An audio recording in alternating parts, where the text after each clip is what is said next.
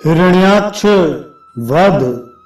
मैत्री जी कहते हैं, विदुर जी, ब्रह्मा जी के ये कपट रहे अमृतमय वचन सुनकर भगवान ने उनके भोलेपन पर मुस्कुराकर अपने प्रेम पूर्ण कटाक्ष के द्वारा उनकी प्रार्थना स्वीकार कर ली। फिर उन्होंने झपट कर अपने सामने निर्भय विचरते हुए शत्रु की ठुड्डी पर गदा मारी, किंतु हिरण्याक्ष की गदा से टकराकर वह गदा भगवान के हाथ से छूट गई और चक्कर काटती हुई जमीन पर गिरकर सुशोभित हुई। किंतु यह बड़ी अद्भुत सी घटना हुई। उस समय शत्रु पर वार करने का अच्छा अवसर पाकर भी हिरण्याक्ष ने उन्हें निरस्त्र देखकर युद्ध धर्म का पालन करते हुए उन पर आक्रमण नहीं किया। उसने भगवान का क्रोध बढ़ाने के लिए ही ऐसा किया था। गदा गिर जाने पर और लोगों का हाहाकार बंद हो जाने पर प्रभु ने उसकी धर्म बुद्धि की प्रशंसा की और अपने सुदर्शन चक्र का स्मरण किया। चक्र तुरंत ही उपस्थित होकर भगवान के हाथ में घूमने लगा, किंतु वे अपने प्रमुख पार्षद दैत्याधम हिरण्याक्ष के साथ विशेष रूप से क्रीड़ा करने लगे। उस समय उनके प्रभाव को न जानने वाले देवताओं के ये विचित्र वचन सुनाई देने लगे। प्रभु, आपकी जय हो, इसे और न खिलाइए, शीघ्र ही मार डालिए। जब हिरण्याक्ष ने देखा कि कमल दल लोचन श्री हरि उसके सामने चक्र लिए खड़े हैं, तब उसकी सारी इंद्रियां क्रोध से तिलमिला उठी और वह लंबी सांसें लेता हुआ अपने दांतों से होंठ चबाने लगा। उस समय वह तीखी दाढ़ों वाला दैत्य अपने नेत्रों से इस प्रकार उनकी ओर घूरने लगा, मानो वह भगवान को भस्म कर देगा।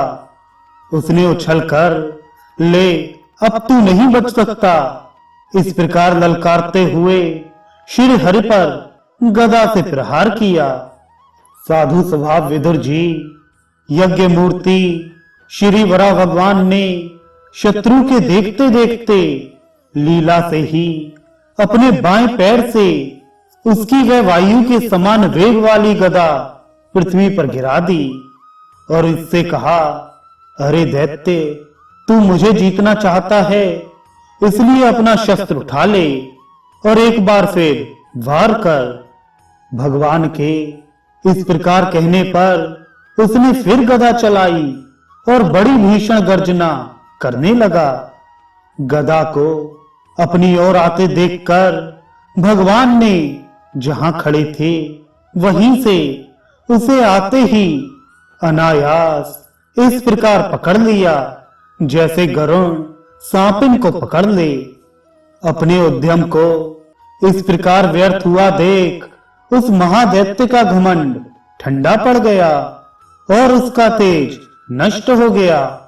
अब की बार भगवान के देने पर उसने उस गदा को लेना ना चाहा, किंतु जिस प्रकार कोई ब्राह्मण के ऊपर निष्फल अभिचार करे, मूठ आदि चलाए, वैसे ही उसने श्री यज्ञ पुरुष पर प्रहार करने के लिए एक प्रज्वलित अग्नि के समान लपलपाता हुआ त्रिशूल छोड़ा।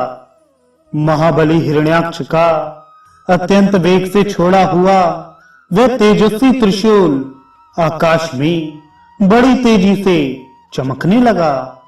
तब भगवान ने उसे अपनी तीखी धार वाले चक्र से इस प्रकार काट डाला जैसे इंद्र ने गरुण जी के छोड़े हुए तेजस्वी पंख को काट डाला था। भगवान के चक्र से अपने त्रिशूल के बहुत से टुकड़े हुए देखकर उसे बड़ा क्रोध हुआ।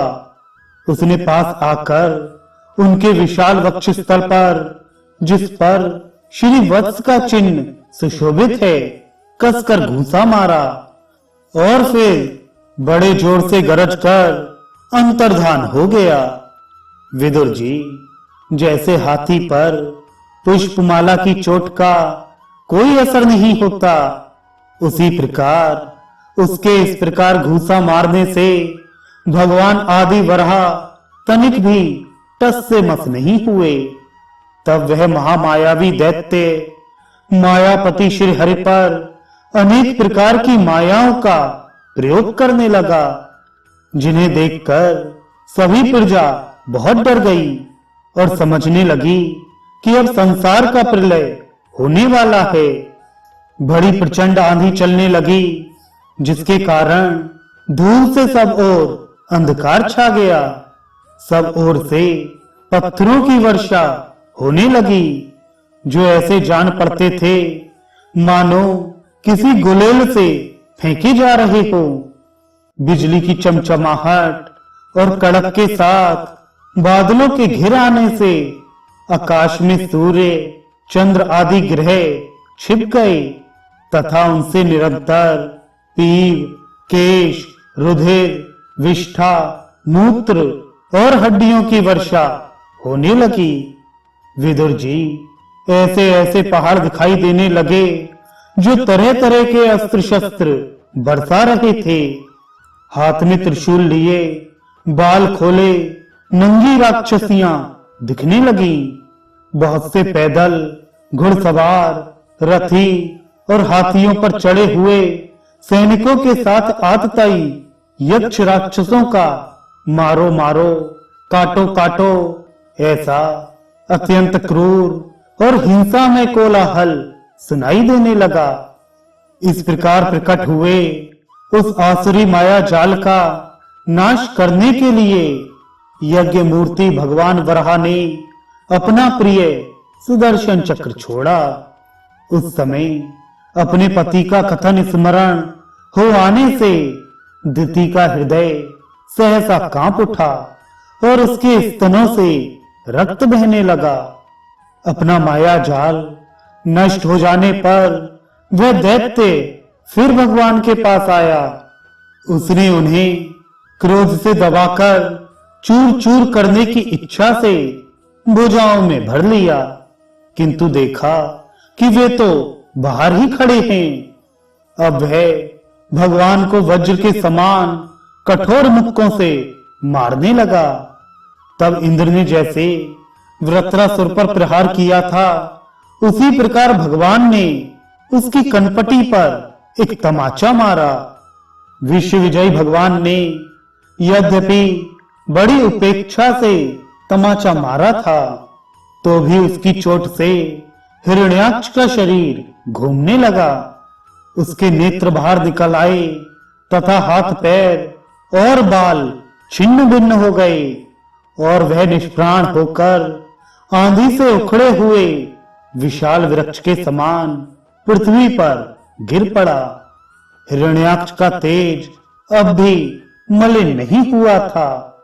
उस कराल दाढ़ों वाले दैत्य को दांतों से होठ चबाते पृथ्वी पर पड़ा देख वहां युद्ध देखने के लिए आए हुए ब्रह्मादि देवता उसकी प्रशंसा करने लगे।